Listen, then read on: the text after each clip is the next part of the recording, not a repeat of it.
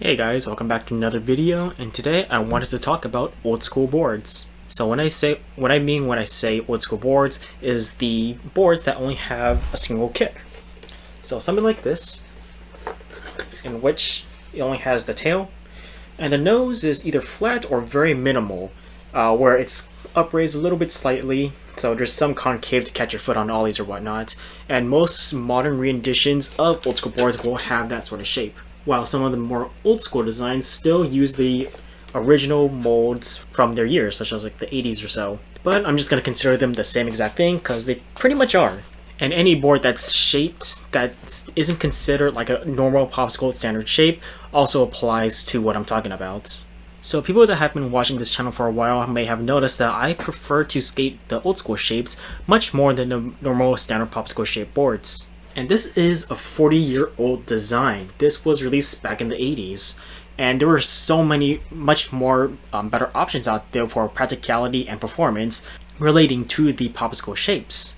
So why do I choose to design a shape that's so obsolete when there's definitely more practical and better options out there?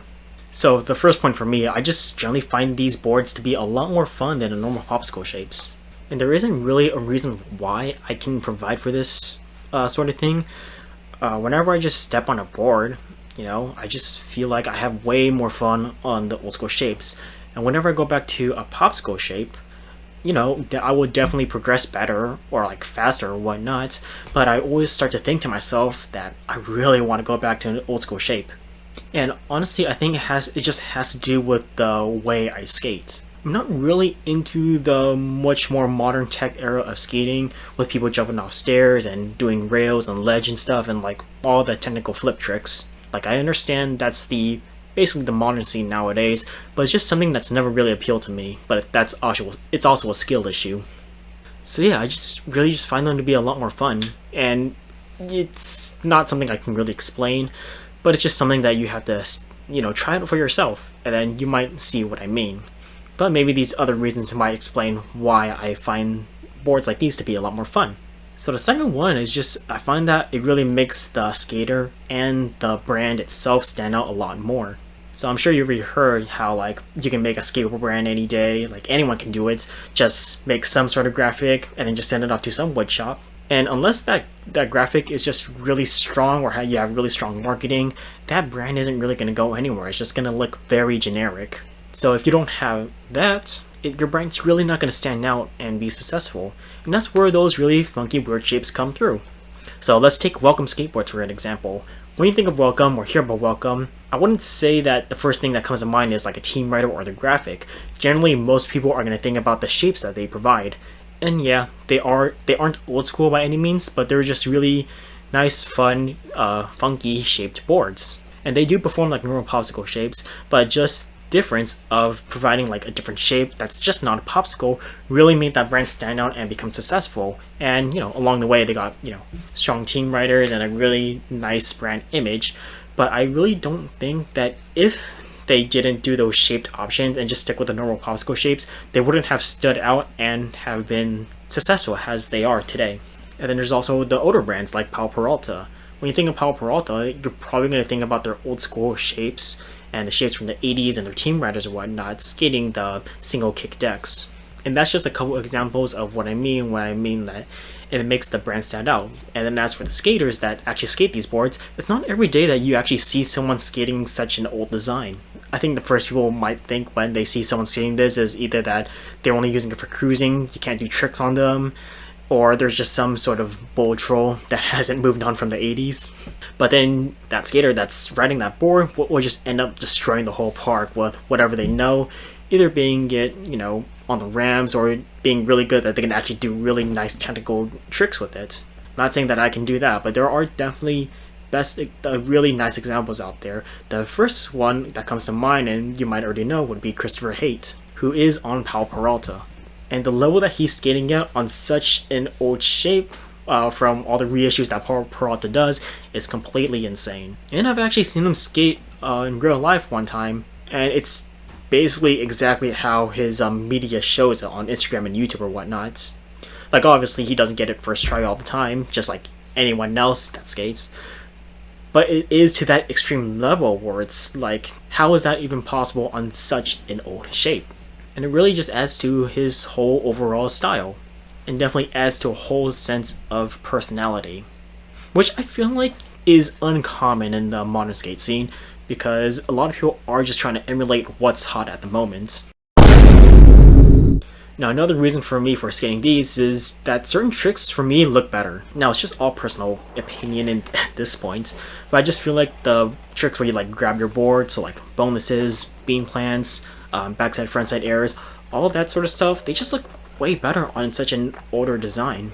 And I feel like you can get away with a lot more when you're trying these like older tricks, just because it's kind of expected when you're skating a board from that era, when those tricks from that era were a lot more like acceptable, I would say. So like grabbing your board and doing finger flips and all those circus tricks just feel a lot more acceptable on such an older design, while with the more modern popsicle shape, you're kind of more expected to like not really grab your board except in some circumstances, and expected to do like, you know, kick flips and your tech tricks or whatnot. And I understand that you can do both tricks on skateboard on either shape, and that no one's gonna judge you for doing a certain trick or whatnot. But for me, it's like different shapes have different styles, and either or shape will look better with certain tricks. And if you can get really good with an old school shape, I just find they look way better than a normal popsicle shape. So for instance, Ollie Norths, I think those look way better on an old school shape rather than a normal popsicle shape. Or someone like who skates curbs a lot to the point where they're really good at like those sorts of curb dancing or whatnot. Again, I just think it looks way better on an old school shape rather than a normal popsicle shape. And again, this whole section is just really a personal opinion of mine, and it's okay if you disagree with me, because it's really not all that serious. Right, and another reason why I like the old school shapes more is just because they feel like they have a certain history to them, and then some of them do, some of them don't.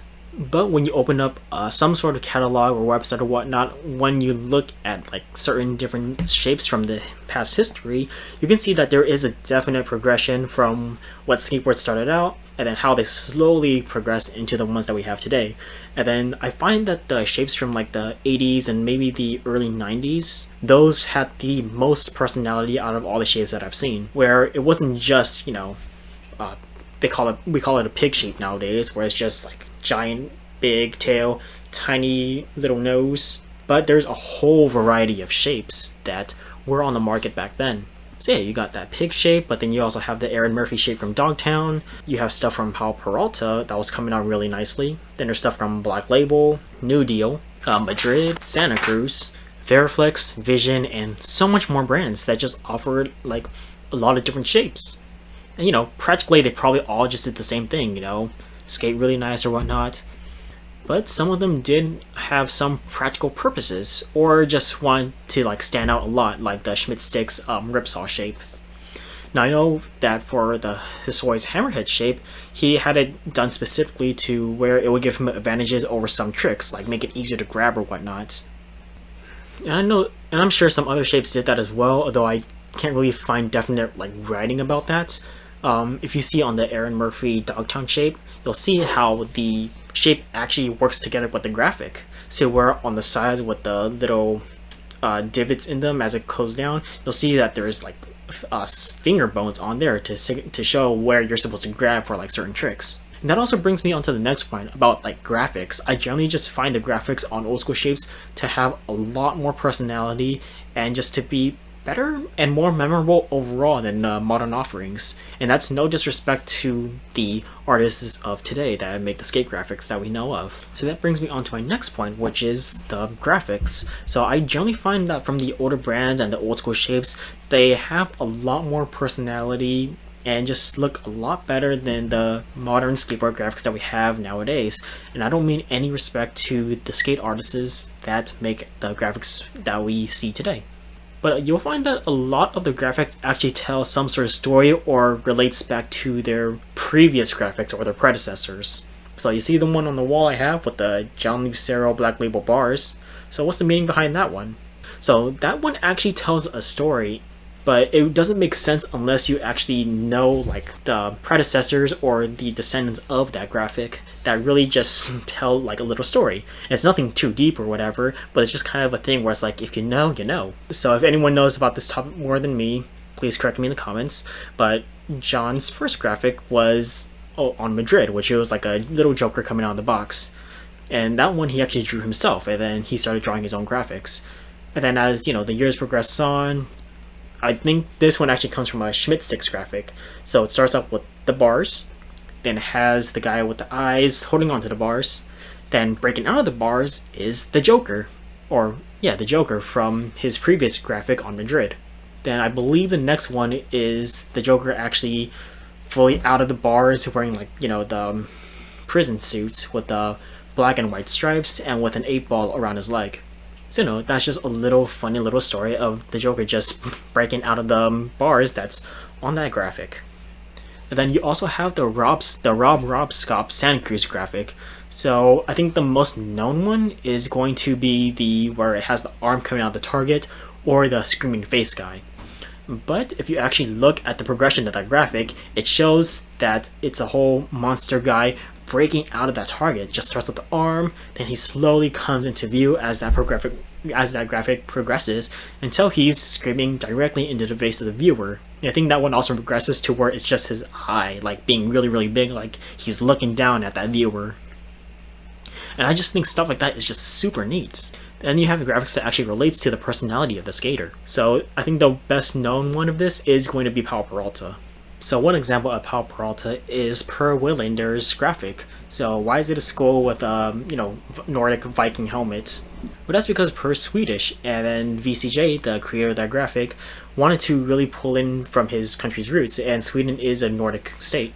So for that graphic, he wanted to use Nordic history, and that's the reason for the graphic today, and why it's really just stands out as just a sense of personality that really relates to the writer as a whole. Then still sticking with Powell Peralta, you have certain designs that just immediately remind you of a certain skater. So Dragon, Steve Cav, Mike McGill, Skull and Snake, Tommy Guerrero, the Knife and the Flames, Lance Mountain, the Primitive People, Tony Hawk, Ray Barbie, the Ragdoll by Sean Cliver.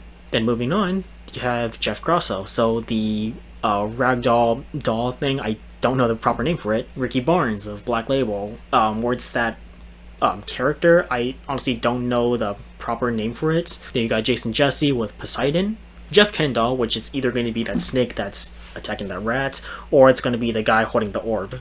Then you got Nodus, which is obviously going to be the panther that's depicted on most of his decks. And, you know, just so much more. And I'm sure that someone in the comments can really point out the really iconic ones that I've definitely missed or glossed over. Now, I really hope I've explained myself really nice in this video about why I skate these old school boards. And if you want further inspiration or like more media to take in, I definitely have some recommendations. Now the first one is going to be the Disposable Skateboard Bible by Sean Cliver, and in here is just a ton of images and some stories and writings about skateboard collecting, skateboard graphics, and has a whole catalog of skateboards from the 60s all the way up to the 2000s, I believe. And the majority of this book is going to be skateboards shown from the 70s and the 80s. Now as for Instagram, you have Destroyed Wood, in which he's a skateboard collector, and he regularly shows off his collection of like old school shaves and even skateboards that were skated in like ads or videos that he somehow got, which is honestly really, really neat. And then mentioning him again, Christopher Haight, in which he skates just a lot of the old school shapes, and that's pretty much what he skates primarily. And again, that is definitely content worth checking out. So yeah, that has been another video. If you have any comments or questions or think I missed anything, just leave them in the comments below. And as always, hope to see you in the next one.